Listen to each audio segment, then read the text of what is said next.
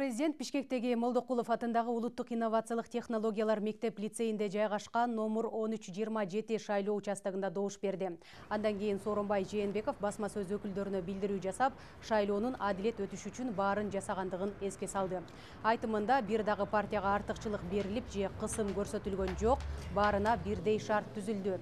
Президент мамлекеттик телерадио каналдарда партиялардын дебаттары кеңири берилип турганын, саясий көз карашын, программасын, сын пикирин айтуу боюнча эч кандай чектөө болбогонун, ошонун жыйынтыгында үгүт өнөктүгү курч атаандаштык менен өткөнүн өзгөчө белгиледи. Бүгүн мына шайлоочунун добушу баарын чечет. Менин добушум эмнени чечет эле дегенде, кайдыгер болбой, колду шилтеп койбой, үйдөн чыгып, шайлоо участкаларына келип, добушубузду баарыбыздан берели. Өзүбүздүн саясий көз карашыбызды, тандообузду жасайлы. Ар бир адамдын, ар бир жарандын добушу бул мамлекеттин келечегине чоң таасир этет.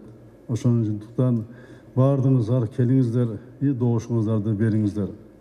Бүгүн шайлоо күнү биздин өлкөбүздүн гана жарандары эмес, бүт дүйнөлүк коомчулук бизге назар салып турат.